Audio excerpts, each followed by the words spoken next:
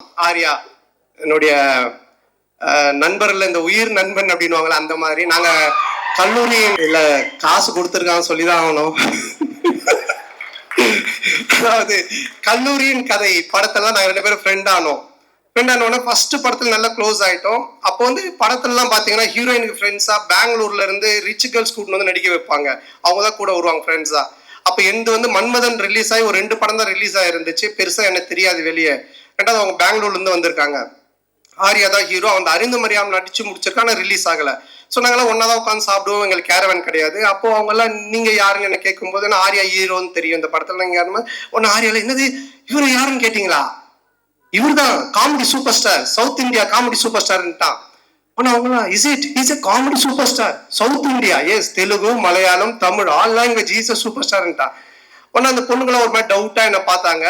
பார்த்தோன்னே டக்குன்னு ஆர்யால வச்சா அவங்க டவுட்டா பாக்குறாங்க. டக்குன்னு ஒரு காமெடி பண்ணு அப்படின்னா, டேய் என்னடா சம்பந்தமே இல்லாம காமெடி சூப்பர் ஸ்டார் இப்ப காமெடி பண்ணுன்ற மச்ச மச்சா பண்ணு தப்பாயிடும் நீ பண்ணு அப்படின்னா, சரி நானும் எழுந்து அவங்க முன்னாடி சரி பழைய பாட்டுக்கு இப்ப இருக்க ஹீரோஸ்லாம் டான்ஸ் ஆன அப்படின்னு ஆடி காமிச்சிட்டு இருக்கேன்.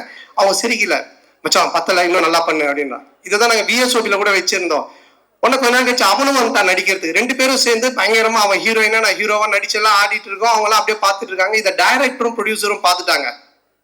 2 பேரும் கூப்பிட்டு என்ன சார் ஒரு ஹீரோ ஒரு காமெடியான்னு அந்த பொண்ணுங்க முன்னாடி போய் டான்ஸ் ஆடினு காமெடி பண்ணிட்டு இருக்கீங்க அப்படின்போது, இல்ல சார் அவனை வந்து ப்ரூவ் பண்ண நான் சொன்ன மச்சான் ப்ரூவே பண்ண வேணாம் என்ன விட்டுரு நான் காமெடினா இல்லாம கூட போறேன்ட்டு. அதுக்கப்புறமா அந்த காமெடி சூப்பர் ஸ்டார்ன்றது அவன் விடவே இல்லை. சேட்டை படம் அப்போ காமெடி சூப்பர் ஸ்டார் டைட்டிலே எனக்கு போட்டுட்டான் படத்துல. நான் லிங்கால நடிக்கும் போது ரஜினி சார் கூப்பிட்டு கேட்கிறாரு நீங்க காமெடி சூப்பர் ஸ்டாரா அப்படின்னு. நான் ஒண்ணு இல்ல சார் ஆர்யா தான் போட்டான்னு. நீங்க சொல்லாமலா போட்டிருப்பான் அப்படின்னாரு. சார் சத்தியமா நான் சொல்லல சார்.